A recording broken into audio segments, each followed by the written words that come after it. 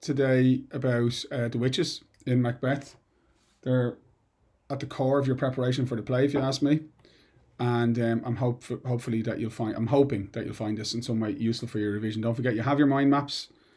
These are, again, from my point of view, crucial to your revision over the next couple of months, where everything is condensed into one place. So if you've been in my full-time classes, if you've been in my grinds classes this year, the crash courses, you should have copies of these. If you don't have them, because you're not in my classes, haven't attended any of my classes, just email me at pmccormack at iCloud. That's wrong. pmcbrunner at iCloud.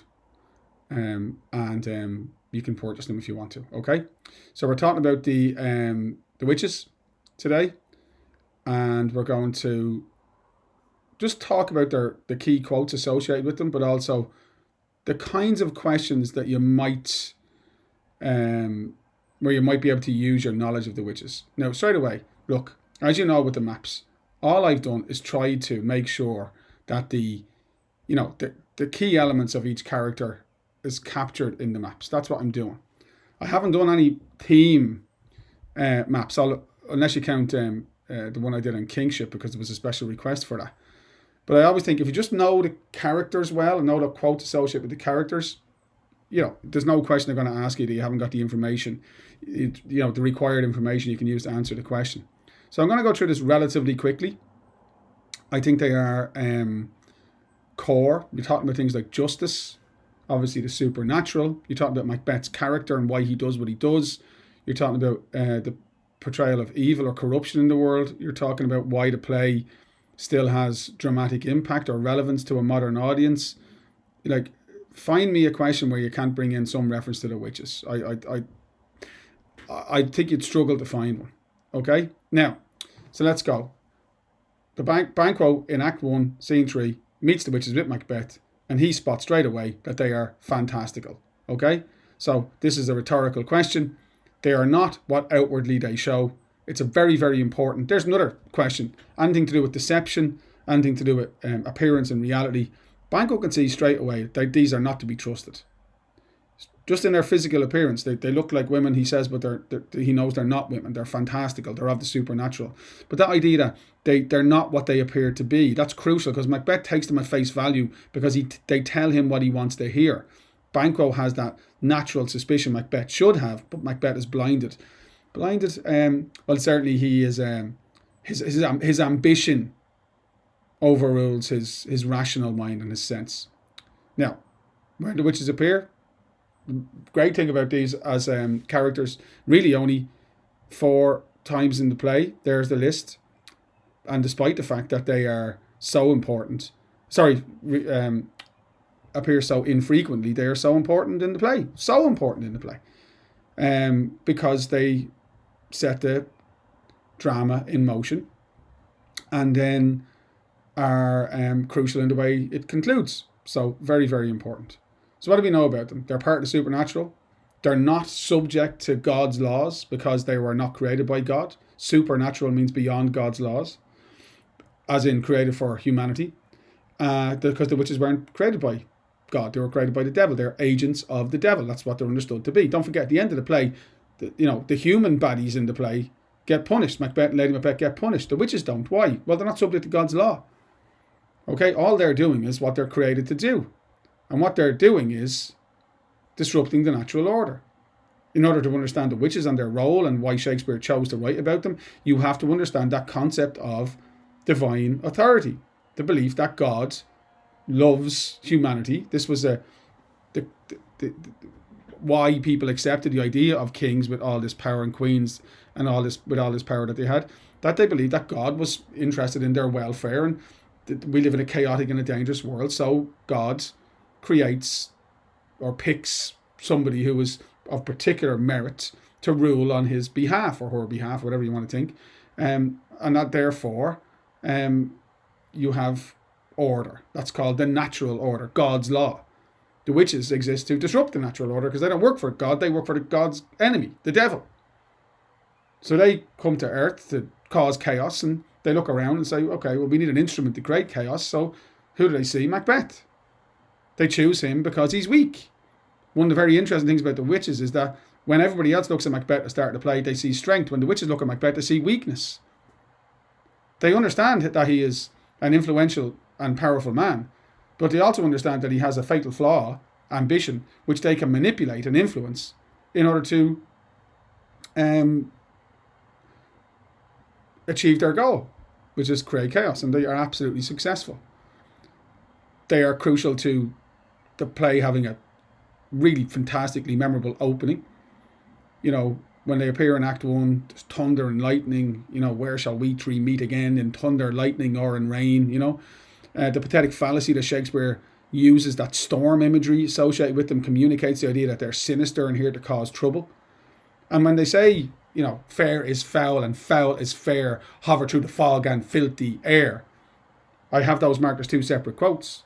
One is because fair is foul captures something about their ambiguity. How can fair be foul? Fair means beautiful, foul means ugly. And again, what that is, that's a great example of foreshadowing by Shakespeare. What you think is fair is foul. At the beginning of the play, Macbeth, everybody thinks is a hero, but actually the witches can see he's corrupt. So this idea of illusions, this idea of ambiguity, this idea of deception is core to the play. People lie, pretend to be what they're not, all the way through the play, right, including Malcolm. You know, the savior of the kingdom. He lies to Macduff in Act 4 to see if he can trust Macduff. So the witches set that tone. Then hover through the fog and filthy air is important because that shows that they can fly. Hover to fly. They have supernatural powers. They have powers that we don't have. They are wicked and evil, and Shakespeare wants to be unambiguous about that, so he gives them one of my favourite scenes in all of Shakespeare, that sailor's wife story in Act 1, Scene 3, which precedes the arrival of Macbeth on stage. So Shakespeare's kind of saying, okay, audience, do you see that they're evil? Yeah, they're very bad? Yeah, you get that? Okay, here's Macbeth, he's going to use their words. So Shakespeare wants us to be, you know, shook by their sinister nature and then surprised when Macbeth walks on stage. And of course his first words in the play, the first words he actually speaks are, so foul and fair a day I have not seen, and shit, he sounds like the witches, so there's some connection. So the sailor's wife story is really important. You know, it shows how vindictive they are. The woman refused to give them chestnuts, so they want to destroy her life and her husband's life and all those other sailors on that ship. But also the fact that they can create a storm, you know, in a sieve I'll dither. Her husband's too Aleppo gone, master of the tiger. Is it there? It is there. But in a sieve I'll dither sail, and like a rat without a tail I'll do and I'll do and I'll do. And again, that's a great quote to learn. Fantastic. Aleppo is in Syria. How's she going to sail to Syria in a sieve? Right? You can't sail in a sieve. That's a metaphor for them being able to do things that are impossible for us. So they can, you know, control the weather, create a storm. They can break the laws of physics, traveling through time and space, and they can predict the future. And they're going to create a storm so bad that the sailor will become exhausted, and then hopefully they're hoping make a mistake and the ship will sink. But don't forget, the crucial thing is they can't sink the ship. So this is all a metaphor for what Macbeth is. The sailor is vulnerable because he's on the water. They can create a storm which exploits that vulnerability. Macbeth is vulnerable because he has a hidden ambition. They can create a storm in his mind by telling him he's going to be king, which is a nonsense. If he doesn't make it happen, it's not going to happen. But they can create that storm and they'll hope that he'll wreck himself. And that's exactly what happens. Because you know, the idea of not being able to sleep and being brought to your destruction because of, you know, your inability to sleep. I mean, that's essentially what happens to Macbeth. When Macbeth kills the king, what does he say? He says, Macbeth shall sleep no more. Okay? Macbeth has murdered sleep. Sleep which knits up the ravelled sleeve of care. Store nature's balm. He knows that he's never going to, and of course, you know, that causes, well, that certainly has an influence on, you know, the metamorphosis he goes through in the play from somebody who's deeply sympathetic to somebody who's entirely antipathetic by the time the play is over. So the witches are crucial in that influence on Macbeth. The crucial thing is you can't say the witches make Macbeth kill the king. This is a vital quote for the witches. It's a vital quote if you're talking about language and imagery in the play. It's a vital quote if you're talking about Macbeth's role in the play. It's a vital quote if you're talking about evil, the presence of evil in the play. It's a vital quote if you're talking about the play's modern appeal. The witches say, though his bark cannot be lost, yet it shall be tempest-tossed. What's a tempest? It's a storm.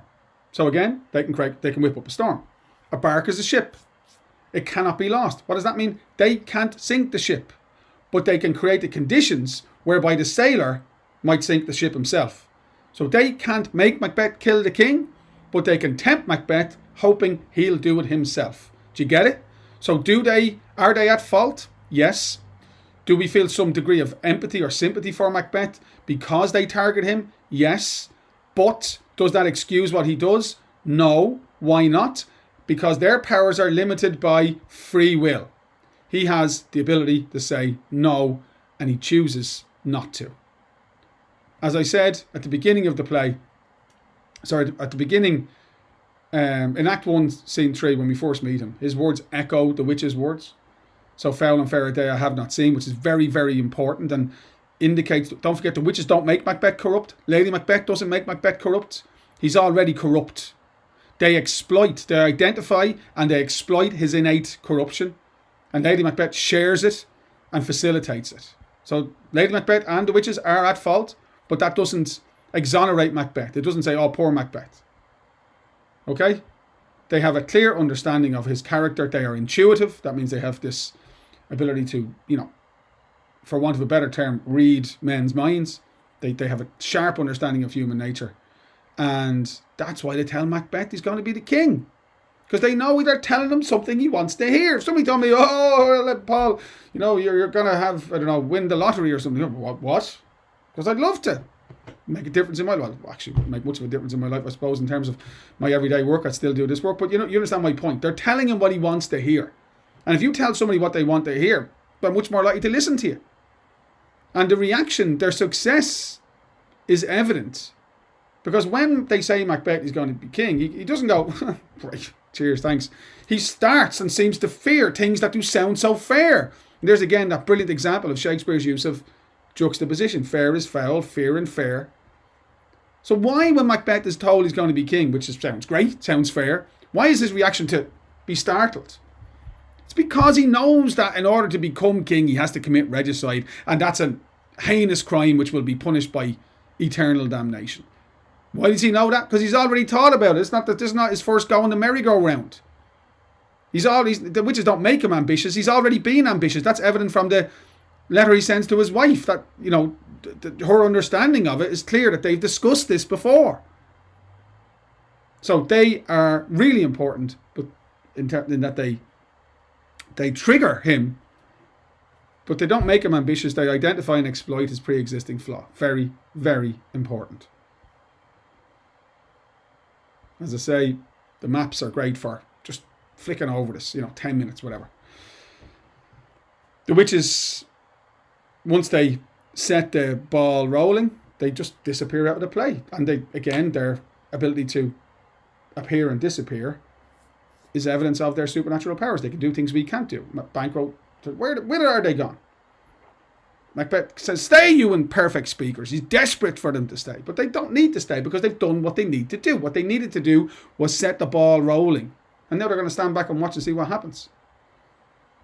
When they tell Banquo he's going to be the father of kings, thou shalt get kings, though thou be none. Again, you have to understand why they're saying that. There's all this nonsense about, because the King of England, James, was descended from Banquo's line and blah, blah, blah. Look, maybe that's true, but the simple fact is they know that Banquo and Macbeth are friends. They know that Banquo is fundamentally a virtuous human being. They know that Macbeth is going to be easier to exploit if he's alone. Read any books about psychology, any books about the way cults operate. They get you away from your friend groups. They separate you from your family. Why? Because your friend groups and your family make you stronger and make it easier for you to resist nefarious influence. If you're separated from your friends, it's easier to manipulate you. So the witches understand human psychology. They understand that if Banquo's kids are going to be kings, that makes Banquo Macbeth's enemy. So when they tell Banquo he's going to be king, what they're doing is creating this schism, this split between Macbeth and his friend, and that, makes Macbeth weaker and easier to exploit. Okay? Very important. He, Banquo, probably comes out with the best quote about the witches in the play. And the best quote about the witches is, "The instruments of darkness tell us truths, win us with honest trifles to betrayals and deepest consequence." And that's a vital example of Shakespeare's use of language and imagery and foreshadowing. It's what it is. That's the plot in a nutshell. The witches are the instruments of darkness. Learn that phrase, instruments of darkness, and understand that phrase has figurative meaning. Darkness is the devil.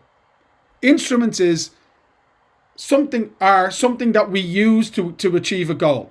The witches work for the devil. The devil is using the witches to create chaos.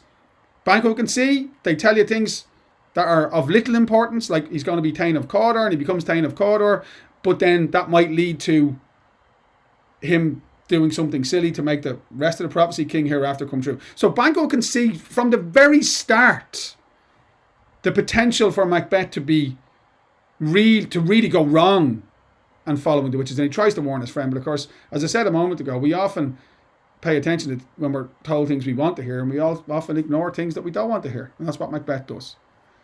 So once they've created the chaos, thrown the grenade in the room, in Act 1, Scene 3, by giving the prophecy, "All hail Macbeth, that shall be king hereafter," they go out with a plate for 12 scenes. They're not needed anymore. We just sit back now and watch, or they kind of sit back and watch their plan unfold.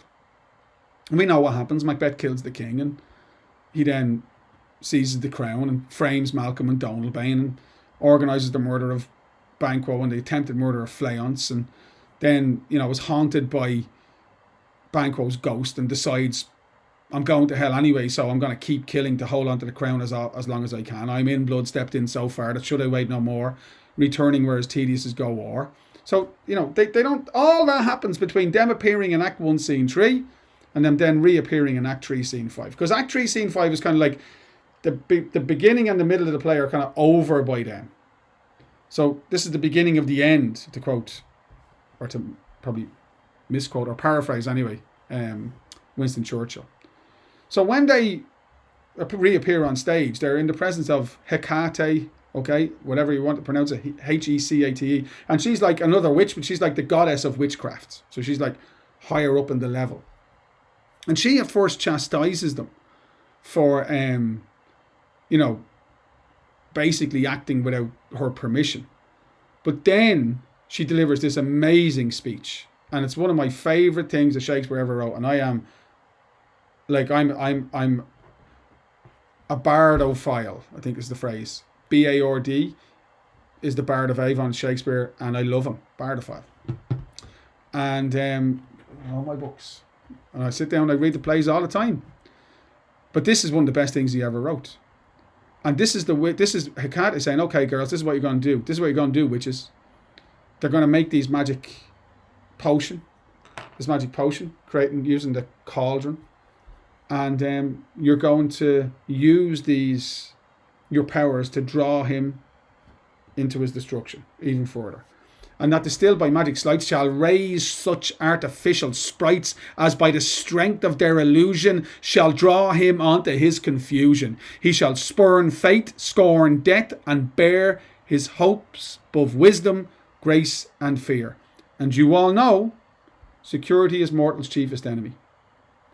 You know in the Macbeth mind map, because we've done that's the quote I begin. If you want to understand Macbeth, listen to what Hecate says. He bears his hopes above wisdom, grace, and fear. Hopes is ambition. She understands. What she's saying is, this is going to be easy. We'll make these apparitions. We'll tell him that he'll be safe if he, listens to us. Because security is mortal's chiefest enemy. They all want to think that they're, an exception to the rule. All mortals are. None of them are. But it makes them weak. And Macbeth will bear his hopes above wisdom. If we tell Macbeth he can't be killed by any man of woman born, or it appears to be the case, he's going to believe us, even though it's a nonsense. If we tell him that he can't be defeated until a forest goes up a hill, he's going to go, "That's impossible, nonsense." So she understands that he will ignore wisdom, because he could question what they're saying. He will ignore grace. That's God. This idea that he can somehow escape God's law, it's nonsense. So she understands his character and puts in motion the apparitions which appear in Act 4, Scene 1, and of course are crucial to the dramatic conclusion, denouement, resolution of the play.